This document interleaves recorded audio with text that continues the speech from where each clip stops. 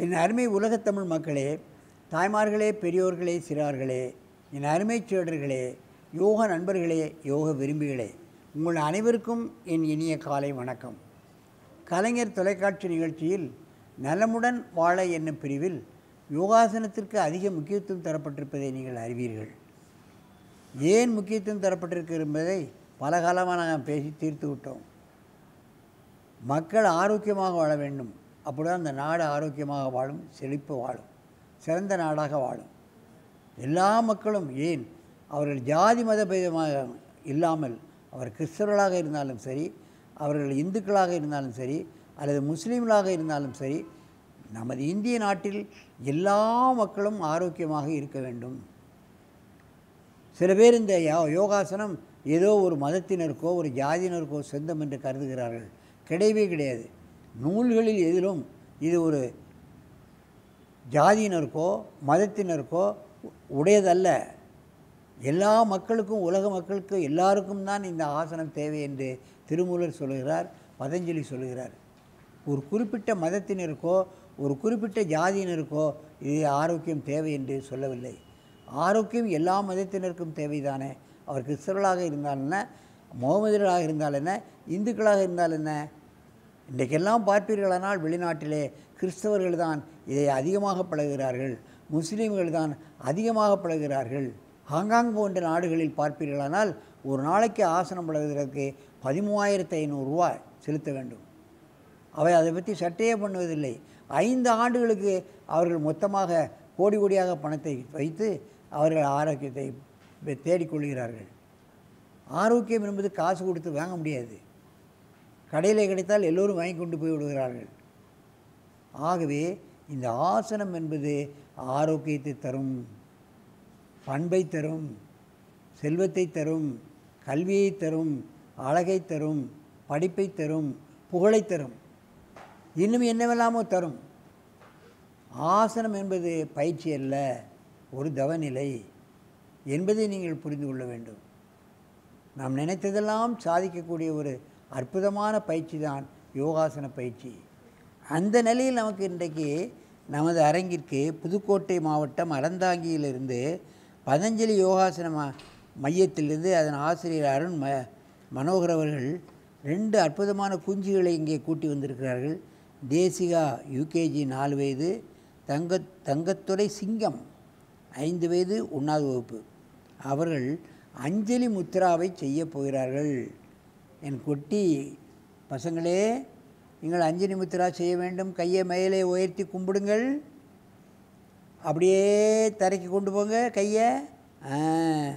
அவ்வளோதான் அஞ்சலி முத்திரை. ஏற்கனவே பல முறை சொல்லியிருக்கின்றேன்.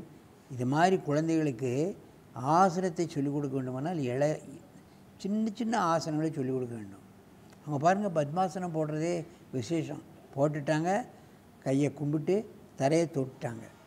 இது மாதிரி சின்ன சின்ன ஆசனங்கள் நிறைய இருக்குது. அதை கற்றுக் கொடுத்து அதற்கு முன்னால் பார்த்திங்கன்னா அவங்களே கடினமான ஆசனங்களை நான் செய்ய போகிறேன்னு செய்ய ஆரம்பிச்சிருவாங்க. அவங்களே யோகாசனத்தில் பெரிய வித்வானாகி விடுவார்கள். அந்த அளவுக்கு பயிற்சியை கொண்டு போனோம். வற்புறுத்தி செய்யக்கூடாது. மெதுவாக எழுந்துருங்க.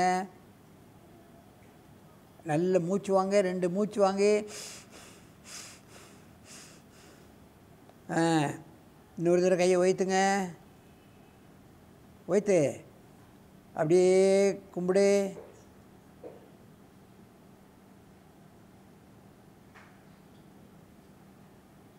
அப்படியே மெதுவாக எந்திரி.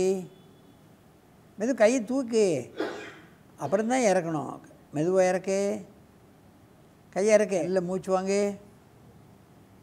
சரி, இப்போ ஒருவருக்கு ஒரு நேரே பாரு. திரும்பு, அப்படியே திரும்புடா. நேரே பார்த்துக்கோ. இவனை பாரு, இங்கே திரும்புடா. நீ இங்கே பாரு.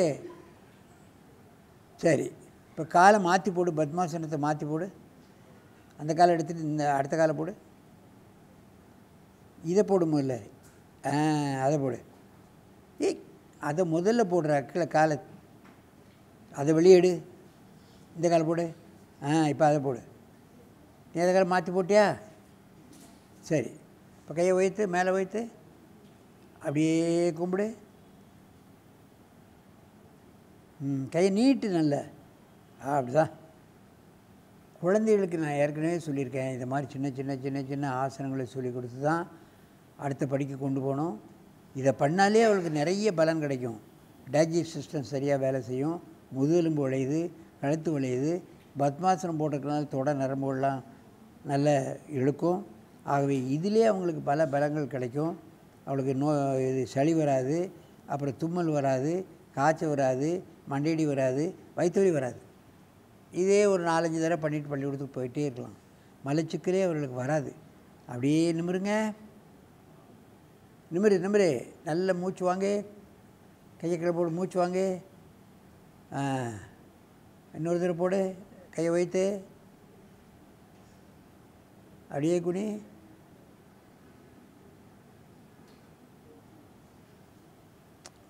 எவ்வளவு சின்ன குழந்தைகள், பால்மனம் மாறாத குழந்தைகள் எவ்வளோ அற்புதமாக அவர் ஆசிரியர் மடக்கி இருக்கிறாருன்னே தெரியல.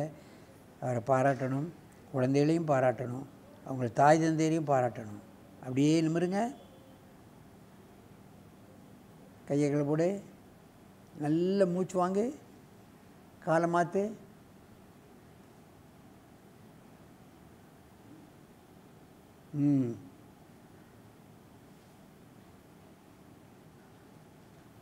குனி.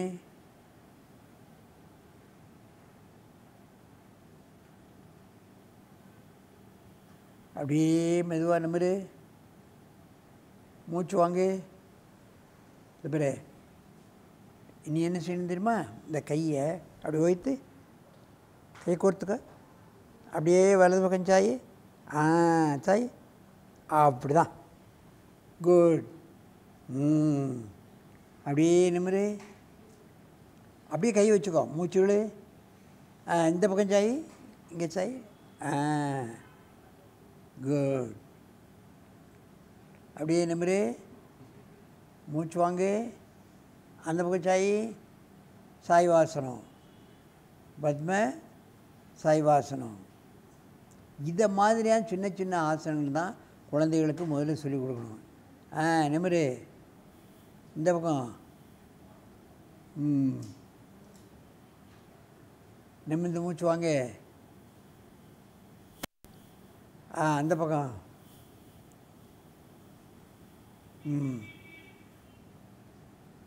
நேரே நிமிரு. அப்படியே கேமரா பக்கம் உட்காரு. கையை எடுத்துட்டு நேரே உட்காரு. கையை கீழே போடு, அப்படியே போடு. என் அருமை பெரியோர்களே, தாய்மார்களே, இந்த இளம் சிறார்கள் செய்கிற யோகாசனங்களை பார்த்தீர்களா? இது போன்ற ஆசனங்களை கூட நீங்கள் குழந்தைங்களுக்கு சொல்லிக் கொடுக்கலாம். அதனால் அவங்களுக்கு பலன் அதிகம். மற்ற ஓடுவதாலோ குதிப்பதாலோ அல்லது பண்ணுவதாலோ பல்லு கீழே விழுந்து கால் முறிஞ்சிடும், கை முறிஞ்சிடும், இதெல்லாம் நடக்கும்.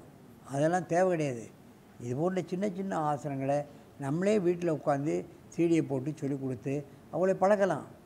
யோசனை ஆசிரியர் கிடைக்கலன்னு என்ன பண்ணுறது? கிராமங்களில் எங்கே ஆசிரியர் இருக்கார்? சின்ன சின்ன ஆசனங்களை சீடியை போட்டு அவர்களுக்கு சொல்லிக் கொடுத்து அவளை ஆரோக்கியவானாக மாற்றுவதற்கு நாம் முயற்சி பண்ண வேண்டும். ஆகவே இது போன்ற ஆசனங்களை அவர்களை கற்றுக் கொடுத்து ஆரோக்கியவானாகவும் உலகை ஆளக்கூடிய அற்புதமான நல்ல பண்புகளை பெறக்கூடியவனாகவும் மாற்ற வேண்டும் என்று கேட்டு உங்களிடமிருந்து விடைபெறுவது ஆசனம் ஆண்டியப்பன். வணக்கம். சந்தேகம் எழுப்பும் சாதி வெறி.